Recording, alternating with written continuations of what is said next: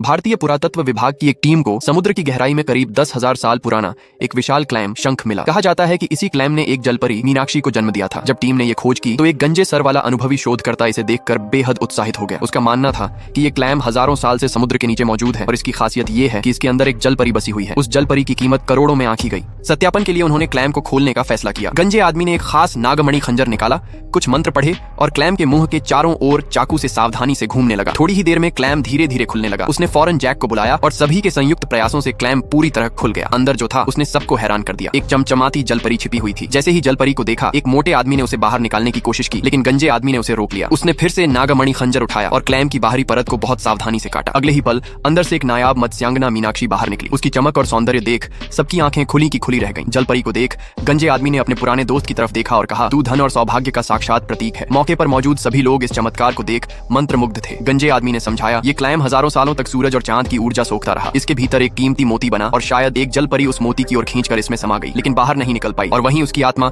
इस क्लैम से जुड़ गई। तभी यह क्लैम इतना रहस्यमय और शक्तिशाली बन गया। उसने उस मत्स्यांगना को क्लैम से बाहर निकाला और जैसे ही वह मोती को निकालने गया, क्लैम का एक हिस्सा टूट गया। अब सवाल ये था, इस क्लैम का क्या किया जाए? ये एक बेशकीमती चीज थी और इसे बेचकर करोड़ों मिल सकते थे। लेकिन तभी एक बुजुर्ग विद्वान, जिन्हें सब बूढ़ी लोमड़ी कहकर बुलाते थे, बोले, ये क्लैम एक जीवंत प्राणी बन चुका है। इसे पकड़कर बेच देना सही नहीं होगा। अब जब इसका रहस्य और खजाना मिल चुका है तो सबसे समझदारी भरा कदम होगा इसे वापस समुद्र में छोड़ देना। हर चीज को उसका मूल स्थान मिलना चाहिए, तभी वो आने वाली पीढ़ियों के लिए आशीर्वाद बन सकती है। थोड़ी चर्चा के बाद गंजा आदमी भी मान गया। टीम ने मिलकर उस विशाल क्लैम को फिर से समुद्र की गहराइयों में छोड़ दिया, वहीं जहां से वो आया था।